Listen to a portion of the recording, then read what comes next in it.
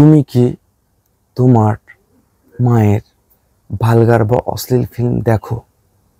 এই প্রশ্নটা একজন সাংবাদিক বলেন বা ইউটিউবার বলেন, যে হোক, একটা পক্ষ থেকে করা হয়েছে চিত্রনায়িকা ময়ূরীর মেয়েকে, এবং এটা জুড়ে রীতিমতো সোশ্যাল মিডিয়া তোলপাড় এবং এফডিসিতে মারামারি হয়েছে, এবং এটা নিয়ে একজন হিরোকে বয়কটও করার ডাক দেওয়া হয়েছে। আজকে কাকে বয়কট করা হচ্ছে এবং এটা নিয়ে কিভাবে মারামারির সূত্রপাত, আজকে এটা নিয়ে বিস্তারিত কথা বলবো। তো শিল্পী সমিতির শপথ গ্রহণের দিন ছিল, এটা আপনারা কম বেশি সবাই জানেন, এবং ওই দিনে কিন্তু চিত্রনায়িকা ময়ূরী তার ফ্যামিলি সহ আসে। তো তখন তার মেয়েকে জিজ্ঞাসা করেছিল তখন যে একজন সাংবাদিক, যে তুমি কি তোমার মায়ের যে ভালগার ফিল্ম এগুলো কি দেখো? তো সে আসলে কি রিপ্লাই দেবে, এটা নিয়ে শিবাশানু প্রতিবাদ করে এবং ওই সাংবাদিককে ঠেলাঠেলি ধাক্কাধাক্কি করা হয়, এবং এটা নিয়ে এক পর্যায়ে সাংবাদিকদের সঙ্গে কিন্তু আর্টিস্টদের ভিতর কিন্তু একটা তুমুল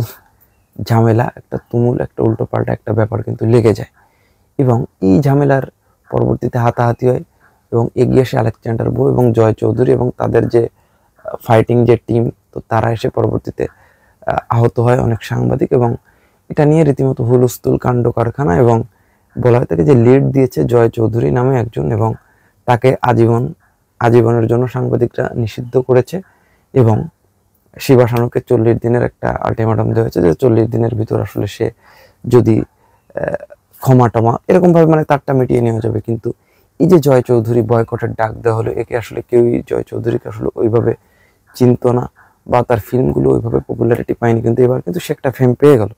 তো আসলে বয়কটের ডাক তাকে দেওয়া হয়েছে।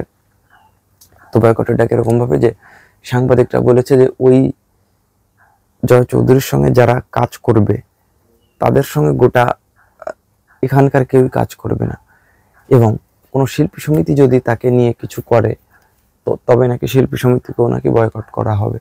তো এরকম নাকি তারা জানিয়েছে। তো আসলে বয়কট এই যে খেলা, এই খেলার আসলে শেষ কোথায় উই ডোন্ট নো। তো একটু কিছু হলেই আমরা একে বয়কট করছি, আমরা ওকে বয়কট করছি, আমরা তাকে বয়কট করছি, আমাদের যা মনে আসছে আমরা তাই করছি। মানে মানে আমরা কি হয়ে গিয়েছি আজকালকার দিনে দাঁড়িয়ে, মানে কোথায়, মানে কি হচ্ছে এটা আমরা আসলে কিছুই বুঝছি না। একটু কিছু হয়ে পারছে না, মানে হ্যাঁ অমুককে বয়কট করে দিতে হবে, হ্যাঁ তমুককে বয়কট করে দিতে হবে। মানে এই যে বয়কট যে একটা ব্যাপার, মানে কোনো কিছু হলে একটা সুস্থ সমাধান আছে না।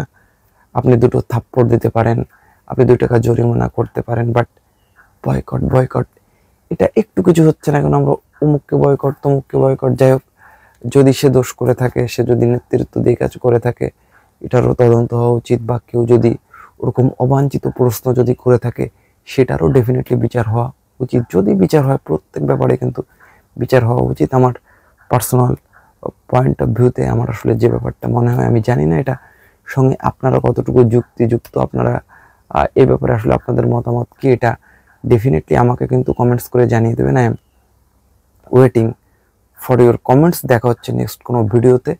সে অবধি সবাই আপনারা ফিল্ম স্পাইয়ের সঙ্গে কিন্তু থাকবেন।